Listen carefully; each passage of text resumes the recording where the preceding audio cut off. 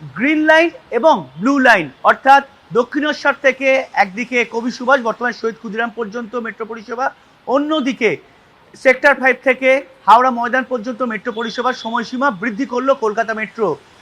আগামী 27 জুলাই থেকে রাত 10:30 পর্যন্ত মেট্রো পরিষেবা চলবে বলে ইতিমধ্যে কলকাতা মেট্রোর তরফে জানিয়ে দেওয়া হয়েছে।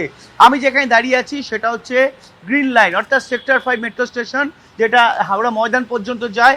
এখানেও রাত 10:30 পর্যন্ত মেট্রো পরিষেবা থাকবে বলে মেট্রোর তরফে জানিয়ে দেওয়া হয়েছে। একই সঙ্গে বাড়ানো হচ্ছে মেট্রো পরিষেবার সংখ্যাও, অর্থাৎ আগের তুলনায় মেট্রো পরিষেবার সংখ্যাও ইতিমধ্যে কলকাতা মেট্রোর তরফে বাড়ানো হয়েছে বলে মেট্রোর তরফে জানানো হয়েছে। ভালো হয়, মেট্রোটা সত্যি খুব ভালো, মানে মেট্রো যাতায়াত করেন? হ্যাঁ এফেক্টিভ, খুব অবশ্যই খুব সুবিধা হবে। খুব ভালো হয়েছে এটা, কাজের সুবিধাটা না হলে আগে রাত্রিবেলা পাওয়া যেত না, মাঝখানে চালু হয়েছিল আবার বন্ধ হয়ে গেল, এটা যদি রেগুলার চলে খুব ভালো। সকাল 6:39 এর যে মেট্রো ছাড়তো সেটা সকাল 6টায় ছাড়বে, একই সঙ্গে সকাল 6:50 যে মেট্রো ছাড়তো সেটাও সকাল 6টায় ছাড়বে, অর্থাৎ সময়সীমা বৃদ্ধি করা হলো, মেট্রো পরিষেবার সংখ্যা বৃদ্ধি করা হলো।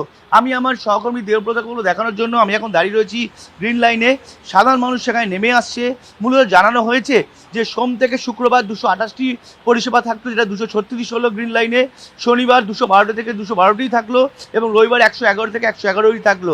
অন্যদিকে ব্লু লাইন 260টির জায়গায় 272টি সোম থেকে শুক্র, 258টি শনিবার এবং রবিবার 158টি পরিষেবা থাকবে।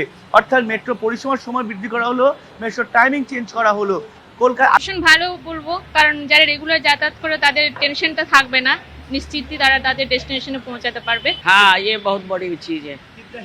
हाँ बहुत मदद मिलेगी। আগামী 27 জুলাই থেকে নতুন মেট্রো টাইমিং, অর্থাৎ রাত 10:30 পর্যন্ত মেট্রো পরিষেবা থাকবে বলে কলকাতা মেট্রোর তরফে বিজ্ঞপ্তি জারি করা হয়েছে।